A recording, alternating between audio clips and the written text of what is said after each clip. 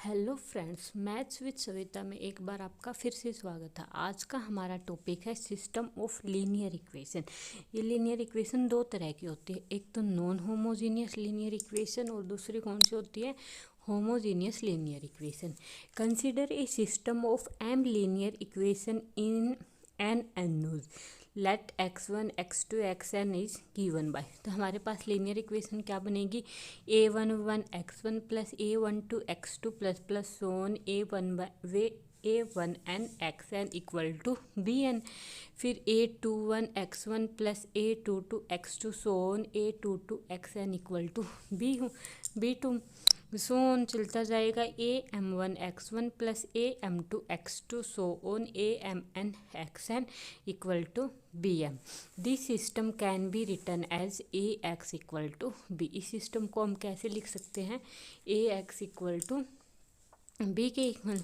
वह a क्या होगा, जो हमने इसमें जितने भी कांस्टेंट लिए हैं a11 a12 a1n a21 a22 ये जितने भी कांस्टेंट है उसको हमने क्या माना है a।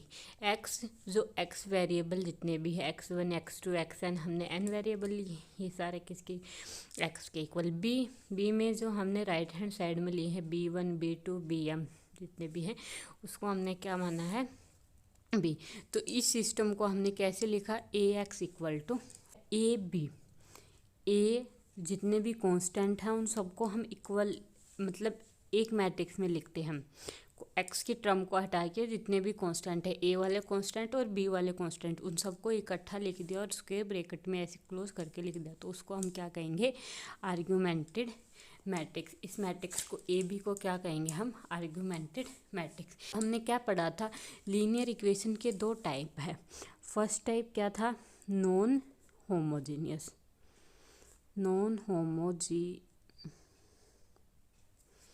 इफ हमने क्या ऊपर मैट्रिक्स बनाई ax इक्वल टू बी, ये मैट्रिक्स बनाई है। इफ b की वैल्यू नॉन जीरो है, b not equal to zero, तो उसको हम क्या कहेंगे, नॉन होमोजीनियस। और होमोजीनियस में क्या होगा, होमोजीनियस में b इक्वल टू जीरो, तो क्या बन जाएगी इक्वेशन हमारी, ax इक्वल टू जीरो। ये होमोजीनियस और ये नॉन होमोजीनियस है। अब इन दोनों के लिए हम दो केस निकालते हैं। पहला केस क्या होगा, कंसिस्टेंट और सेकंड इनकंसिस्टेंट।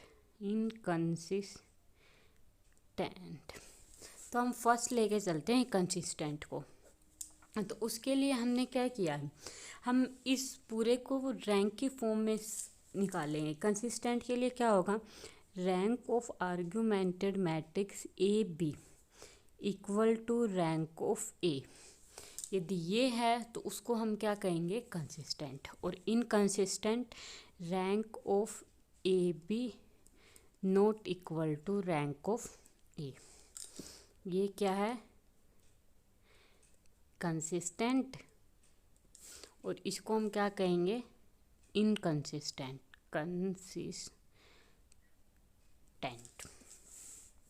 इफ अब इस पे भी दो केस है, rank of A B equal to rank of A. First case क्या कहता है कि rank of A B equal to rank of A equal to N. यदि एन जितने भी हमने क्या लेके चले हैं, हम क्या लेके चले हैं, एन अननोन्स, मतलब एन वेरिएबल लेके चले हैं। जितने भी वेरिएबल हम लेके चल रहे हैं एक्स को, उसके इक्वल आ जाए तो उसको हम क्या कहेंगे, कैसा सॉल्यूशन होगा, जो हमारा सॉल्यूशन निकलेगा वो कैसा होगा, यूनिक सॉल्यूशन। अब इसका सेकंड केस क्या है कि rank of A B equal to rank of A B rank को ए के इक्वल है but not equal to N. किसके इक्वल होना चाहिए, लेस देन एन। एन से स्मॉल होना चाहिए, दोनों इक्वल तो होने चाहिए बट एन से कम वैल्यू होनी चाहिए।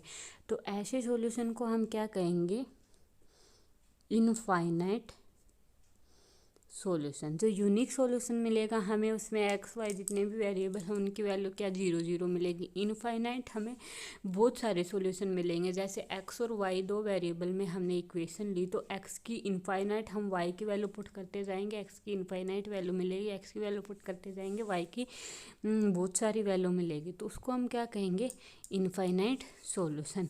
अब सेकंड क्या था, इनकंसिस्टेंट।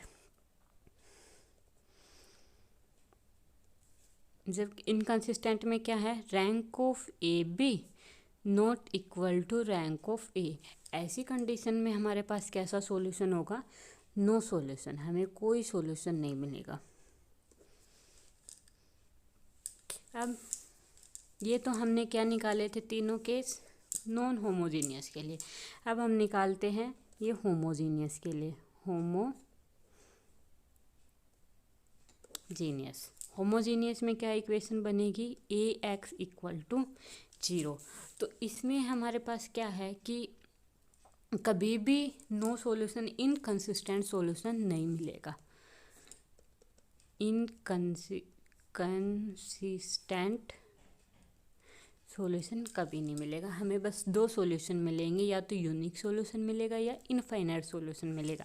तो यूनिक सॉल्यूशन कब होगा, फर्स्ट केस यदि rank of A equal to N, variable के इक्वल है तो उसको हम क्या कहेंगे, यूनिक सॉल्यूशन। या फिर हम क्या कह सकते हैं, determinant of A not equal to 0। यदि ये कंडीशन है तो उसको हम क्या कहेंगे, यूनिक सॉल्यूशन। यूनिक सॉल्यूशन के लिए हम इससे भी, इस तरीके से भी हम निकाल सकते हैं, उसका डिटर्मिनेंट निकालेंगे। यदि वो नॉन जीरो के इक्वल है तो मतलब यूनिक सॉल्यूशन, यदि 0 के इक्वल आएगा तो मतलब इनफाइनाइट सॉल्यूशन या नो सॉल्यूशन। ये ऊपर वाले में भी हम, नॉन होमोजीनियस में भी हम इसको अप्लाई कर सकते हैं। सेकंड केस क्या होगा कि rank of A less than N, तो ऐसे में कैसा सॉल्यूशन मिलेगा हमें, इनफाइनाइट सॉल्यूशन। यहाँ पर क्या होगा कि determinant of A equal to 0। Thank you so much.